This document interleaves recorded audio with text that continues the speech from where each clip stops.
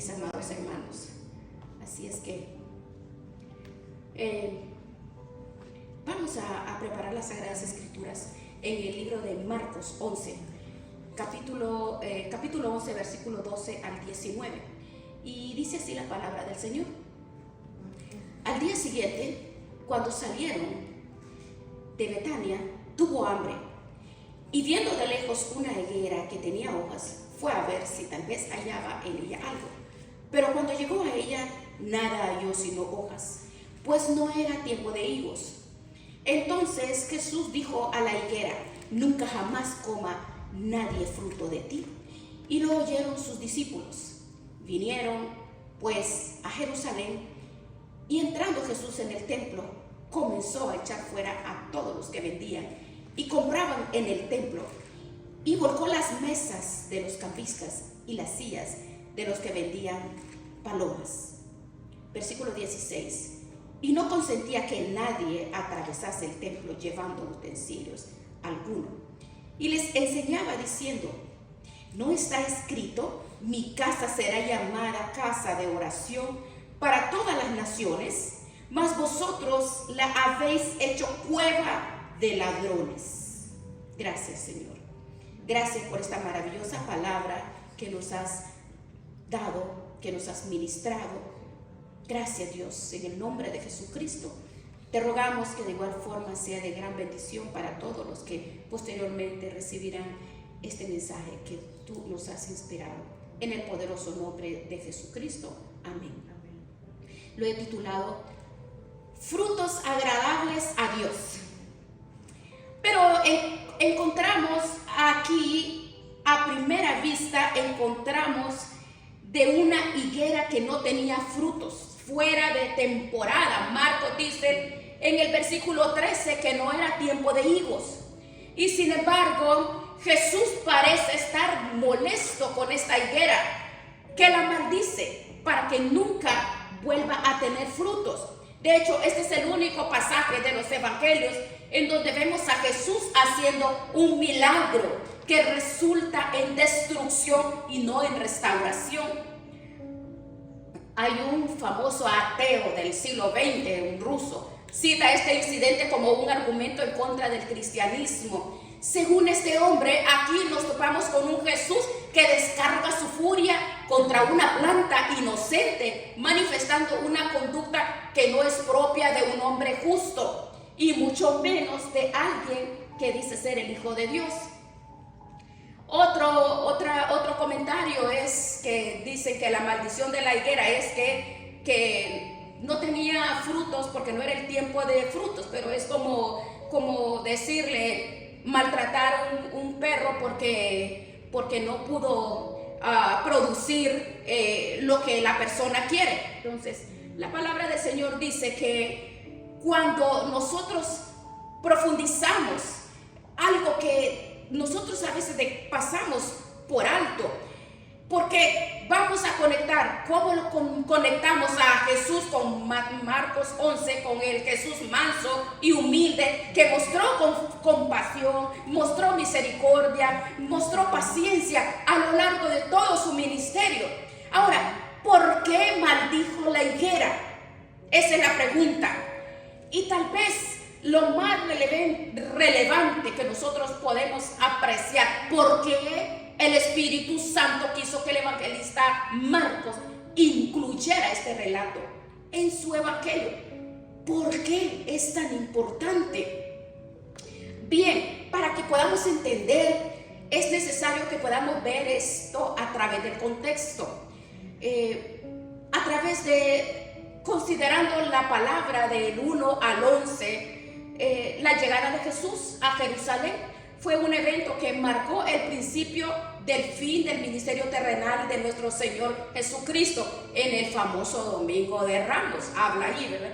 Después dice que iba a ser condenado a morir en una cruz en plena celebración de la fiesta de la Pascua. Así que muchas de las personas que aclamaron a Jesús cuando entró en Jerusalén el Domingo de Ramos, tirando ramas o palmas en el camino y los mantos y gritando: Hosana, bendito el que viene en el nombre del Señor. esa misma semana a gritos iban a pedir que Jesús fuera crucificado, y el Señor lo sabía. Él sabía que todas esas exclamaciones y el fervor religioso no concordaban con la realidad de sus corazones. Lucas dice en el relato paralelo que en ese momento Jesús lloró sobre Jerusalén. Jesús lloró. ¿Por qué? Por la religión vacía y ritualista de su pueblo, por la incredulidad de toda esta gente que, a pesar de todo lo que aclamaban, de todo lo que manifestaban, tenían el corazón endurecido. Él lloró por las terribles consecuencias que vendrían sobre Israel por causa de haber despreciado y rechazado a su rey. Y es en ese estado de ánimo que el Señor se retiró de Jerusalén ese día para pasar en Betania con sus discípulos esa noche. Pero el lunes por la mañana regresan a Jerusalén, y es cuando ocurre este evento. Es un encuentro con la higuera. Usted vea en el versículo 12, o sea, el lunes por la mañana, cuando salieron de Betania, pues tuvo hambre, pues era como hombre, y de lejos vio una higuera con hojas, y fue a ver si pudiera encontrar algo, pero cuando llegó, dice que no encontró más que hojas, porque no era tiempo de higos. Los árboles de higuera eran comunes, eran muy apreciados en la nación de Israel. Sus higos más grandes y maduros se recogían en octubre y en agosto, pero este incidente sucedió durante la fiesta de la Pascua, así que estaban en abril.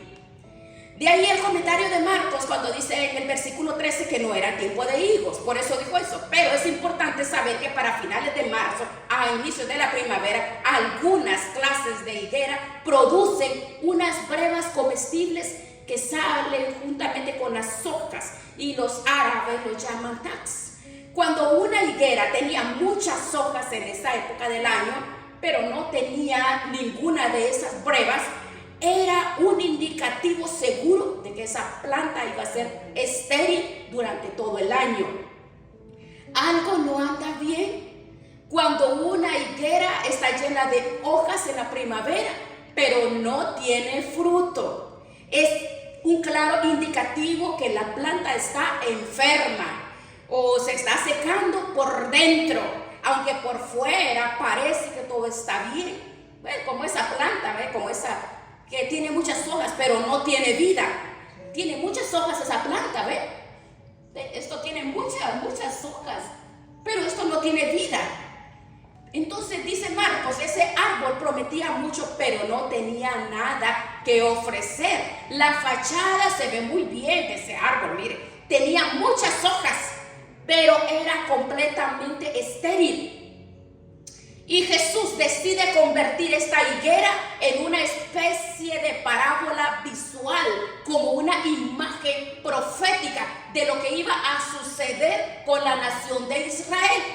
Algo que era muy usual entre los profetas del Antiguo Testamento. Ellos usaban objetos visuales para transmitir sus enseñanzas proféticas. De manera, hermanos, que el Señor está usando la higuera en una forma simbólica para referirse a la nación de Israel. ¿Por qué? Porque era una figura que los judíos conocían muy bien. En el Antiguo Testamento, una higuera fructífera era un símbolo de la bendición de Dios, así como cuando no tenía fruto, era de condenación. Por ejemplo, en Jeremías 8:13, Dios le dijo a la nación de Israel por medio de Jeremías que debido a sus pecados, sus vides, todo quedarían sin vida, sin higos, sin hojas, sin fruto. Y el Señor Jesucristo usó esta figura en una de sus parábolas para hablar de la futura condenación de Israel en Lucas 13, versículos 6 al 9. Habla de un hombre que tenía una higuera plantada en su viña y vino a buscar fruto y no la encontró. Entonces ve la similitud en estos dos pasajes. Y dijo al viñador: he aquí 3 años. ¿Cuánto tiempo dura el ministerio del Señor? 3 años. 3 años vengo a buscar fruto a la higuera y no encuentro. Córtala. ¿Para qué? Inutiliza la tierra también. Entonces respondió y le dijo: oh Señor, este año hasta que yo voy a cavar alrededor de ella y la voy a abonar. Y si da fruto, bien. Y si no, entonces la cortará después. Lo que el Señor está profetizando en este incidente en Marcos 11 es que había llegado el tiempo de cortar la higuera. Israel había pasado el límite de la paciencia de Dios, es lo que vemos aquí. En el versículo 20 dice que se secó desde la raíz, y lo mismo iba a pasar con la nación de Israel por causa de su pecado, por causa de su religiosidad vacía, ritualista, porque es puras ceremonias. La religión no es más que rituales y ceremonias nada más. Por eso es muy peligroso convertirse en una persona religiosa. Por eso a la palabra hay que meditarla a la luz del Espíritu de Dios. Porque, mire, si nos quedamos en este punto y vemos la maldición de la higuera únicamente en relación a lo que sucedió con el pueblo de Israel hace 2000 años, nosotros hemos perdido la relevancia de esta historia para nosotros en el día de hoy. Cuando Juan el Bautista decía en su predicación en Mateo 3, dijo: el hacha está puesta a la raíz de los árboles que no producen fruto. Todo árbol que no da fruto será cortado y echado en el fuego. Él no dice solamente a los judíos. Él dice: todo árbol que no dé buen fruto será cortado. Ahora, ¿usted sabe lo que significa esto? Que todo aquel que profesa ser creyente, pero no está dando los frutos que son una evidencia de una verdadera conversión, está en peligro de terminar en el infierno, independientemente de la iglesia que pertenezca, independientemente de la cantidad de ministerios y de actividades y de acciones y todo lo que haga, porque en el resto de la semana, actividades, está en peligro de terminar en el infierno. Vean, Mateo 7:21 dice bien determinante y duro, que dice: no todo el que me dice Señor, Señor entrará en el reino de los cielos, sino el que hace la voluntad de mi Padre que está en los cielos. En aquel día, en el día del juicio, muchos me dirán: Señor, en tu nombre profetizamos, en tu nombre hicimos echar fuera demonios, en tu nombre hicimos muchos milagros. Y entonces dice: les declararé: yo nunca os conocí. Oh, ¿escuchó? Personas que estaban profetizando, que estaban echando fuera demonios, personas que estaban haciendo muchos milagros, y Jesús dice que en el día de juicio les dirá: nunca os conocí. Ustedes nunca fueron míos, ni cuando estaban echando fuera demonios, ni cuando estaban profetizando, ni cuando estaban haciendo milagros. Yo nunca los conocí. Apartaos de mí, hacedores de maldad. Es duro esto. El Señor insistió en este asunto una y otra vez en todo su ministerio, porque, mis hermanos, iglesia, es un peligro real para los que profesan ser creyentes, pero que no viven como si lo fueran, terminen en el infierno. Esto es real y es serio. El árbol se conoce por el fruto, dice el Señor. Mateo 12:32, no por las hojas, no por el follaje, no por lo bien que se ve por fuera. El árbol se conoce por el fruto. Esta higuera se veía muy bien a la distancia, pero estaba podrida por dentro. Ay, duro eso. Y Jesús la maldijo. Jesús la maldijo. Aquí no estamos hablando de una persona que dice ser atea. Aquí no estamos hablando de una persona que vive una vida abiertamente inmoral. No, no, no. Ellos profesaban creer en Jehová. Ellos profesaban en Dios. Ellos profesaban creer en el Dios vivo y verdadero. Ellos profesaban tener la palabra en alta estima. Oh, eran religiosos. El peligro de ser religiosos. Aquí nos enseña que él tenía un problema en la raíz. Israel, un problema en la raíz. ¿Cuál? Que no le permitían producir los frutos que se esperaban de ella. De eso está hablando. ¿Cuál era el problema? Esto nos lleva a la segunda escena, la purificación del templo. La purificación del templo, veamos el versículo 15. Dice: llegaron a Jerusalén Y entrando Jesús en el templo, echaron afuera a los que vendían y compraban en el templo, volcó las mesas de los cambistas y los asientos de los que vendían las palomas. Y versículo 16 es el único, Marcos es el único que narra este incidente, y no consentía que nadie atravesara el templo llevando a través del templo. Jesús se puso allí y no permitió, quién sabe por cuánto tiempo, no los dejó que pasaran, porque pasaban como marranos en medio del templo vendiendo y convirtieron en negocio. Entonces él no los permitió. Ahora, usted sabe, no sabe lo que significaba el templo en Jerusalén. Era el eje en el cual toda la vida nacional giraba, la vida religiosa de toda la nación. Ese edificio simbolizaba la presencia de Dios en medio de ellos. Era lo que le daba al judío un sentido de pertenencia, de identidad, de presencia, según ellos. El templo era el lugar donde ellos podían encontrarse con Dios, donde ellos se reconciliaban a través de los sacrificios que fueron ordenados en la ley de Moisés. Era un sistema sacrificial del Antiguo Testamento. Estaba diseñado para hacerle ver al pueblo de Dios que Él no toma el pecado a la ligera. Religión. No hay reconciliación a menos que muera un inocente. La paga del pecado es muerte. Romanos 6:23. La paga del pecado es muerte. De manera que la misma existencia del templo era un recordatorio de que nosotros no podemos acercarnos a Dios a menos que alguien pague por nosotros las cuentas que tenemos pendientes con la justicia perfecta de Dios por causa de nuestros pecados. Pero lamentablemente, los mismos líderes religiosos que deben de enseñar estas verdades eternas al pueblo terminaron corrompiendo y profanando este lugar de adoración y de reconciliación. Bien, nosotros, al menos en un momento, imagínese, solo imagínese lo que él vio ese lunes por la mañana. Usted imagínese.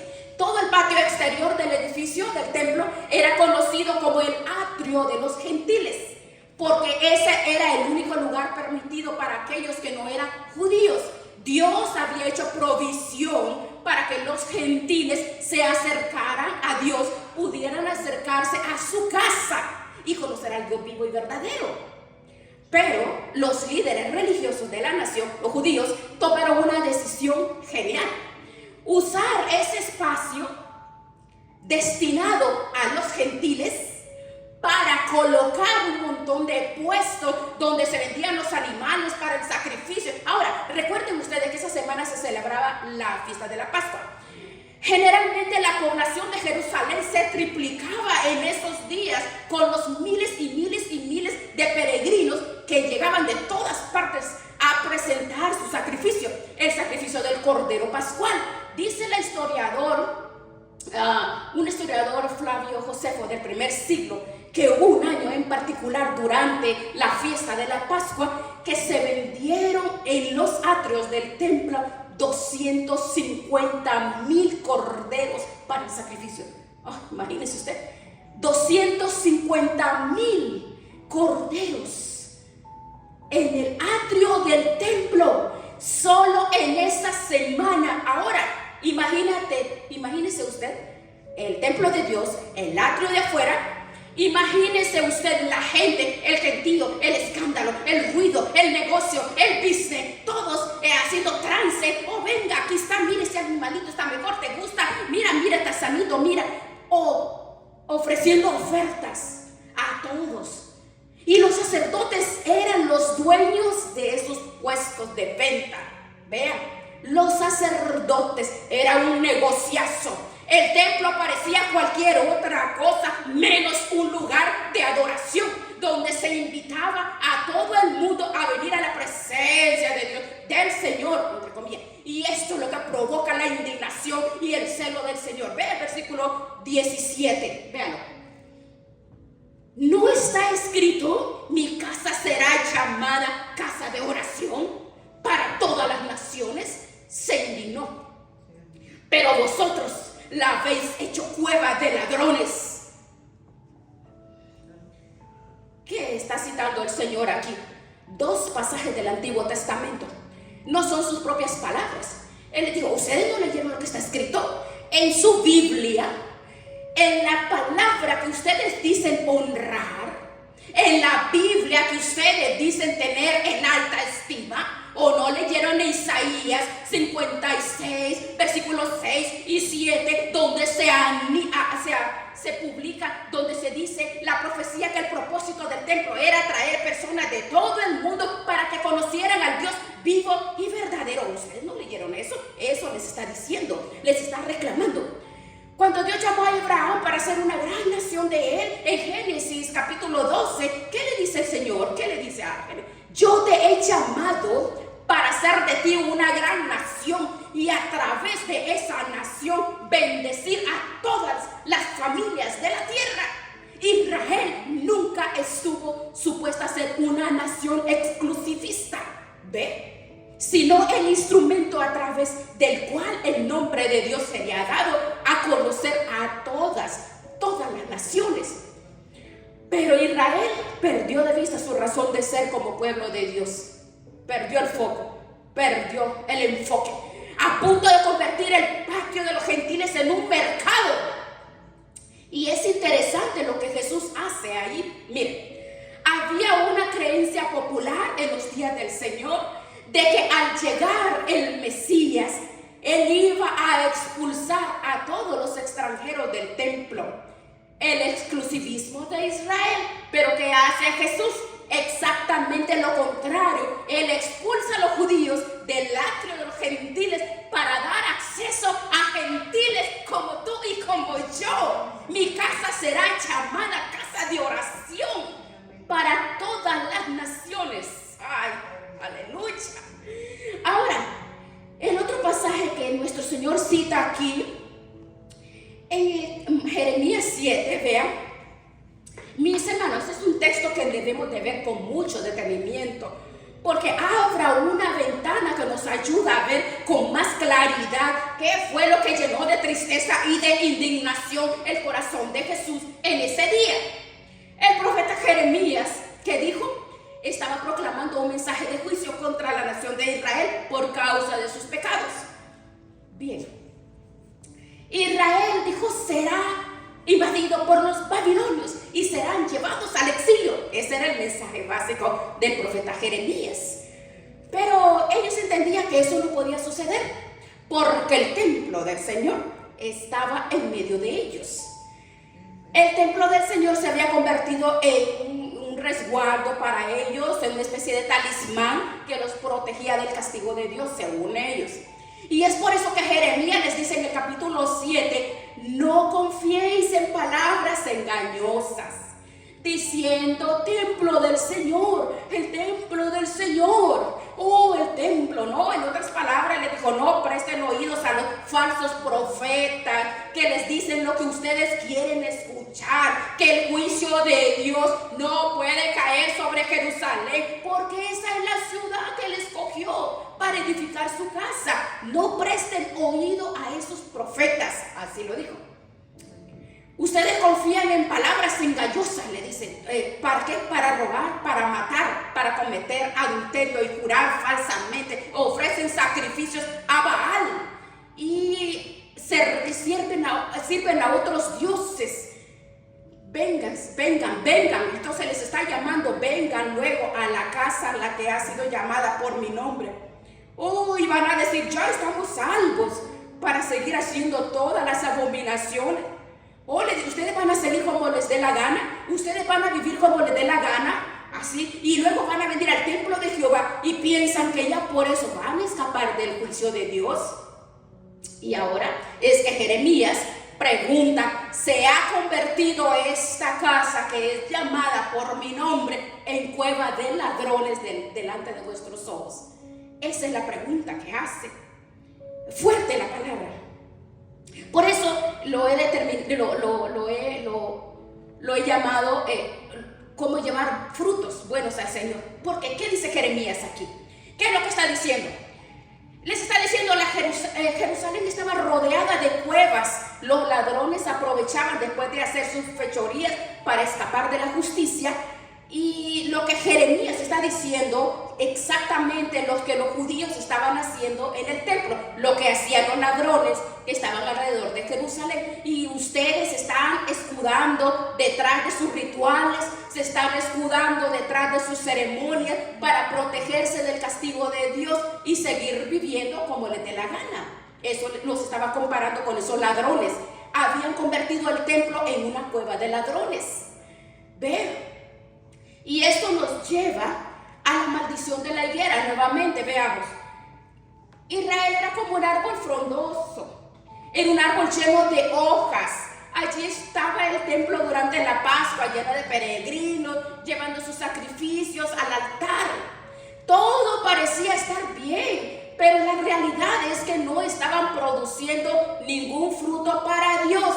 Era una fachada de religiosidad. Ve el peligro de ser religioso sin fruto, porque el religioso no tiene frutos, porque ellos creen que es por obras. No, Pablo dice en Efesios 2, no es por obra. La salvación es un regalo de Dios que se recibe única y exclusivamente descansando en Cristo Jesús y en su obra de redención. Pero toda aquella persona que cree, todo aquel que realmente se arrepiente, se manifiesta a través de sus frutos la realidad de su fe y de su arrepentimiento.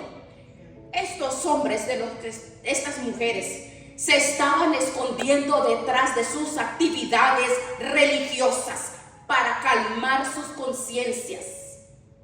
¿Ven? Mis hermanos, eso es convertir la casa de Dios en una cueva de ladrones. Vivir en el resto de la semana como un mundano y luego ir a la iglesia a calmar la conciencia, a cantar himnos con los ojos cerrados. Te amo, Señor. Eso es convertir la casa de Dios en una cueva de ladrones. Hay muchas personas que se escudan, se esconden detrás de una religiosidad barata. Este pueblo me honra de labios, dice en otra ocasión, pero su corazón está lejos de mí. Usted ve cuál es el meollo de este asunto. No es estar en un lugar físico, no es eso. Se trata del corazón, de mis acciones, de mi fruto. Ellos estaban en el lugar correcto, diciendo la palabra correcta, trayendo los sacrificios correctos, ceremonias correctas, pero su corazón estaba podrido, sepulcros blanqueados, su corazón estaba dañado. Ahora, que nadie piense en este lugar, en estos momentos, que usted y yo estamos exentos de este problema por mucho tiempo que tengamos nosotros de servir a Dios, de estar en los caminos del Señor. No, déjalo así, papá, porque esto nos deja una seria advertencia de no ser un creyente, de ser creyente sin parecerlo, porque puede ser creyente con mucha pompa, mucho escándalo, mucha cosa y no tener fruto. Se puede tener una apariencia de piedad, dice Pablo. Segunda de Timoteo 3 lo dice. Versículo 5 dice Pablo: oh Timoteo, habrán hombres que tendrán apariencia de piedad, pero negarán la eficacia de ella. Así lo dice. Lo que Pablo dice aquí es que la piedad es eficaz. O sea que la verdadera piedad hace algo. Si los frutos no concuerdan con la piedad que profesamos con nuestros labios, entonces es una piedad ineficaz y es una piedad peligrosa. Pablo le dice: Timoteo, evita esa clase de personas, cuídate de ellas, porque destruyen a otros mientras se destruyen a sí mismos también. Vea que es peligroso. Es bien peligroso la religiosidad. Es terrible irse al infierno desde la sombra de una apariencia. Es terrible irse al infierno de la apariencia de piedad. La piedad que no produce nada es peligrosa. ¿Por qué? Porque engaña al que la posee. Ese tipo de piedad que cree lo que es y no es y se convierte en un foco de infección para todos los que están a su alrededor y ven su vida y piensan que lo que tú estás viviendo es el cristianismo. Eso es un foco de infección. A estos evita, dice Pablo. Religiosidad es peligroso. Es peligroso. Ahora, ¿cómo podemos nosotros saber si la piedad que yo profeso es una piedad eficaz? ¿Cómo puedo yo saberlo? O como para usar el lenguaje apropiado, como dice la palabra, ¿cómo yo me voy a dar cuenta que soy una higuera que solo tiene la apariencia de estar bien? Es una pregunta, ¿verdad? Bueno, todo comienza con el arrepentimiento y la fe. Todo comienza con el arrepentimiento y la fe. Es la puerta de entrada para conocer a Cristo. Porque nadie puede buscar un salvador si no cree que tiene la necesidad de ser salvado, ¿verdad? Nadie la puede tener. Bien, bueno, ahora hagámonos una pregunta. Porque la palabra es para que nos escanee. Alguna vez nos hemos visto como un pecador que merecemos el infierno por causa de nuestro pecado.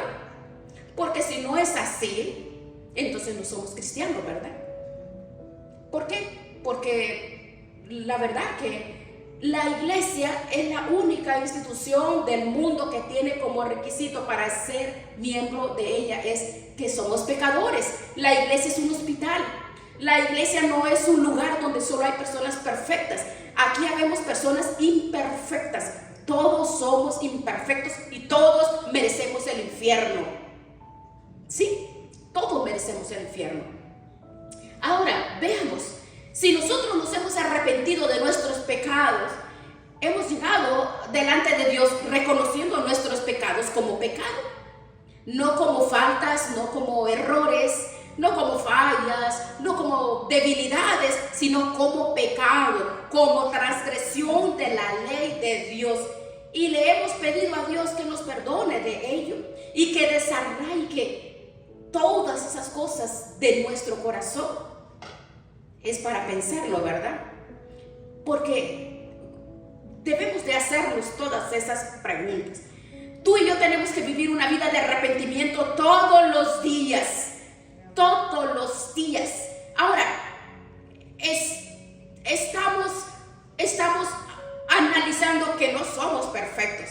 No somos perfectos porque tú y yo cada día peleamos con las tendencias pecaminosas de nuestro corazón cuando percibimos la idolatría en nuestras vidas, idolatría al materialismo, idolatría a los hombres, idolatría a cualquier cosa que te llame la atención. Eso es idolatría. Todos los días vivimos una vida de arrepentimiento. Estamos luchando con la tendencia pecaminosa de nuestros corazones. Tomamos en serio los pecados todos los días. Causan vergüenza delante de Dios y un deseo de ser librado y decirle: Señor, yo quiero servirte a ti. Yo no quiero ser idólatra de hombres, porque hay cuántas personas siguen hombres. ¿Cuántas personas? La idolatría de los hombres es peligroso. Por eso la palabra nos llama a reflexionar. Nos muestra en un espejo. Cuando tú y yo no aceptamos con humildad a que nos reprendan, entonces vivimos a la defensiva. Si no recibimos corrección, mire, uno de los hay algo importante es que la palabra nos muestra, es que tenemos que desconfiar de nosotros mismos, hasta de nuestras sombras. No, es que tenemos que desconfiar aún de mi propio juicio. Tenemos que desconfiar de nosotros mismos, de nuestro juicio. ¿Por qué? Porque hay un enemigo acérrimo. Es el fruto palpable.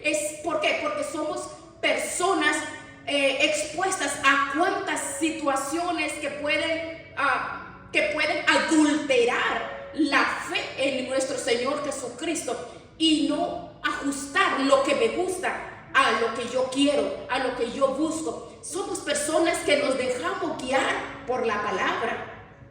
Porque, ¿sabe? Este mensaje no es fácil de predicar, hermano. No es fácil de escuchar tampoco. Pero ¿sabe qué? Tú y yo vamos a dar cuenta a Dios por nuestras almas. Vamos a dar cuenta, y esa es la realidad. Porque el cristianismo no es solamente vivo por fe. No, ¿fe en qué? ¿Fe en qué? Porque todos tienen fe. Hasta los demonios creen. Los demonios tienen fe y tiemblan en la presencia de Dios. Pero ¿cuál es la fe que tenemos nosotros? Por eso vamos a dar cuenta delante de Dios.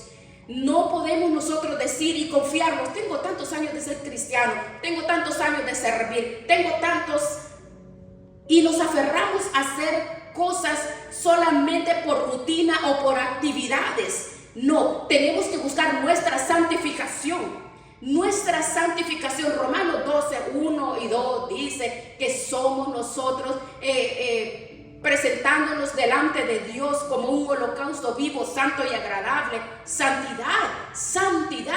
No es que vamos a ganar aceptación delante de las personas, sino movidos por la gratitud de que somos aceptados, renovados, cambiados, comprados por la sangre de Jesucristo, y reconocemos en nuestros corazones que Él es sabio y Él sabe lo que tú y yo necesitamos y nos conviene.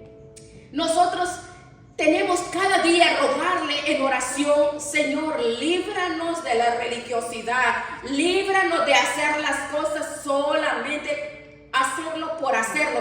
No, es obedecer la palabra de Dios, es parte de la fe, de caminar y guardar. Dice: el que me ama, mi palabra guardará, y mi Padre le amará, y vendremos a él y haremos morada con el que no me ama. El que no me ama no guarda su palabra, no le importan mis palabras, dice el Señor. Si tú y yo amamos la palabra de Dios, entonces vamos a caminar como Dios dice.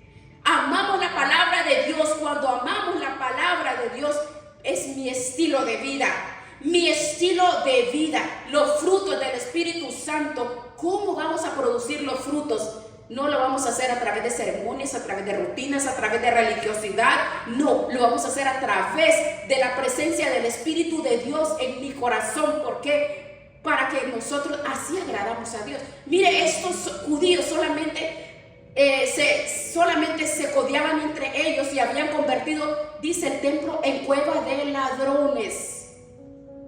Cueva de ladrones. Pero cuando tú y yo venimos al templo de Dios, venimos a buscar a Dios, a alabarlo, venimos a glorificar y venimos a buscar su presencia de Dios. Estamos nosotros amando, reconociendo en nuestros corazones que sin Él no podemos vivir. Él es el que nos guía en todo momento, porque en la providencia del Señor, mire, vea ahorita, mire, no hay que ser muy inteligente. Tú y yo somos el templo de Dios.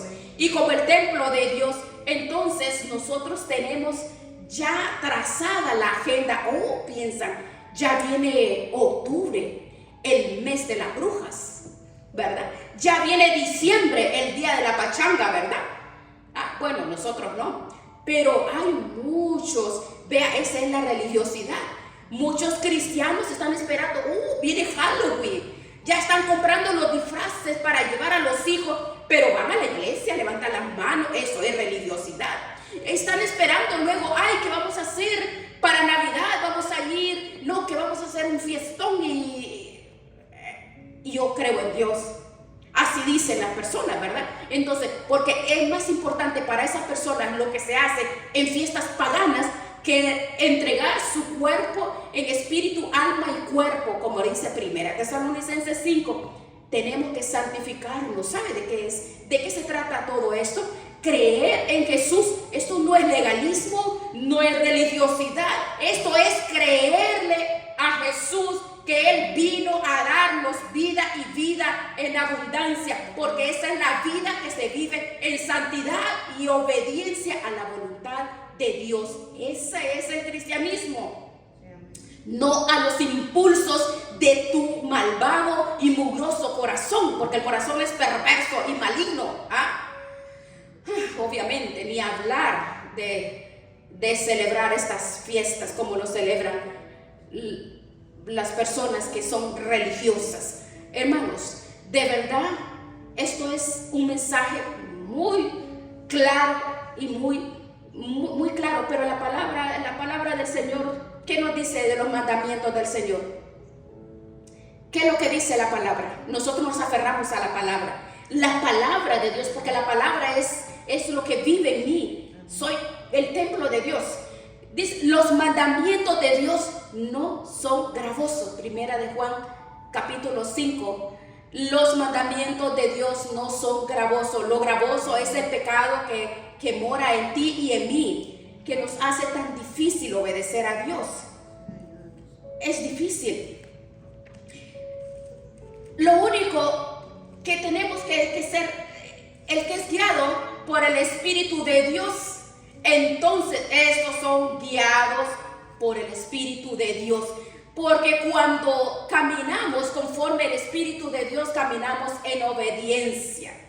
No es gravoso la palabra, es la pudredumbre del corazón. Los mandamientos del Señor, dice el salmista, son rectos y por eso alegran el corazón. Alegran el corazón los mandamientos del Señor. Ve que no es gravosa la palabra del Señor. Si usted lo cree, yo lo creo. No es gravosa la palabra del Señor. No podemos asociar la palabra santidad con santurronería, desabrida, apagada y aburrida. Cuando escuchas la palabra santidad, ¿cuál es la imagen que viene a tu mente? ¿Es la de un santurrón? ¿O es la de un hombre feliz? ¿Verdad? ¿Cuál es la imagen que viene? Pero ahora, la pregunta más crucial, vamos a ver. ¿Cuál es la pregunta más crucial? ¿Es necesario para las personas que nos rodean que con el paso del tiempo te pareces cada vez menos a ti y más a Jesús? ¿Verdad? Es lo que tú tenemos que manifestar, porque las personas ven, oh no, esta persona ya no es como yo la conocía. Esta persona se parece mucho a Jesús. ¿Por qué? Porque el fruto del Espíritu es amor, gozo, paz, paciencia, benignidad, bondad, fe, mansedumbre, templanza, dominio propio. ¿Sabe lo que significa? Este es el cuadro de Jesús en mi vida. Esto es lo que tú y yo reflejamos. El Espíritu Santo va formando en el corazón de todos los que creen en Él. Estos son los frutos. De esa forma podemos dar fruto. Todos tenemos lucha con el orgullo, con el egoísmo. ¿Quién puede decir que no tiene esas luchas? Esas luchas todos los tenemos. Somos humanos. Nadie está libre de esto. Todos tenemos lucha con el orgullo, con el egoísmo. Todos, incluyéndome a mí, todos tenemos esa lucha, a esa tendencia a la idolatría, encontrar en otras cosas fuera de Dios nuestra satisfacción o nuestra alegría como humanos. Entonces no estamos exentos y todo es contrario, eso es contrario al carácter de Cristo. Pero ¿estás luchando contra eso? Todos los días. ¿Estás tratando donde el egoísmo, el orgullo, la idolatría se manifiesta en esos corazones? Y se lucha cada día del viejo yo. Ese viejo yo siempre está tratando de levantarse, que eso es lo que se parece más a uno y no a Cristo. Y tenemos que parecernos a Cristo día a día. Mis hermanos, el Señor sabe las cargas que tenemos tú y yo. Él conoce todas nuestras dolencias y necesidades. Él lo conoce. Él nos ama, tanto que Él siempre nos está viendo y Él no quiere que nos estemos autoengañando. Dios quiere que creamos lo que es y no confiemos en lo que no es, porque hay personas que pasan por enfriamiento espiritual. Todos pasamos por esas etapas. Es difícil diagnosticar el verdadero estado del corazón y puede ser que quizás uno de nosotros, cuántos enfriamientos, invierno del alma, enfriamiento espiritual, hay personas que están pasando, pero el Señor levanta, y un verdadero creyente tarde o temprano al llamado tierno de su Salvador a volverse a Él como al principio. Tal vez, mire, hay ¿Cuántas personas que están a su lado están fríos, se desanimaron? Entonces hay que levantarlos y animarlos, que vale la pena. ¿Por qué? Porque si no, la palabra dice: tengo contra ti que has dejado tu primer amor, y es peligroso eso.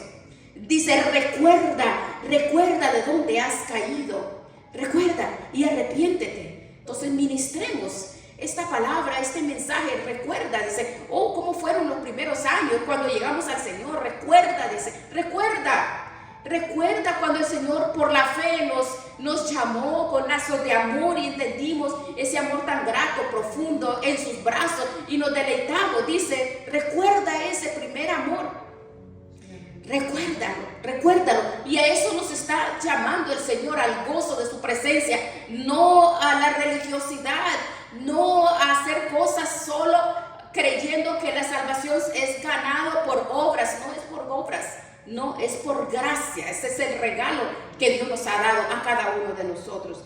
Miren, que es hermoso que tú y yo, cuando nosotros nos enfocamos directamente en la forma como Él quiere que demos el fruto, dice: no voy a guardar mi enojo. Él nos garantiza que nos va a levantar. No importa las situaciones que atravesemos, dice: Él es misericordioso. De todas las luchas nos va a levantar, de toda situación. A nosotros no nos falta nada. Él es misericordioso todos los días. Aunque el enemigo te desanime, aunque las luchas te desanimen, aunque la culpa o la incredulidad o la vergüenza se confabulen para detener tu fe o tu caminar, si el Señor dice: levántate, solamente creer en Él. No necesitamos más nada, solo creer en Él. Él quiere cada día perdonarnos, levantarnos y olvidar toda nuestra ingratitud para sanar nuestra rebelión. Él dice que nos ayuda para que nosotros estemos produciendo frutos en medio del desánimo, de la oposición. No importa, en medio de todo, el Señor produce los frutos en nuestros corazones, porque Él es misericordioso. Mire qué hermoso, es hermoso el Señor. Así que vamos a esta noche a darle gracias al Señor por su infinita misericordia, su amor, por su bondad, porque solo en su presencia podemos nosotros producir frutos agradables. Gracias. ¿Cuándo ocurrió la maldición de la higuera?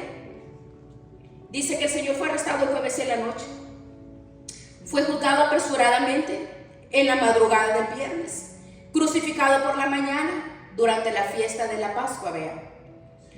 Así que, sin darse cuenta, los líderes religiosos de la nación contribuyeron al cumplimiento del plan redentor de Dios, vean, a través de la muerte de nuestro Señor Jesucristo.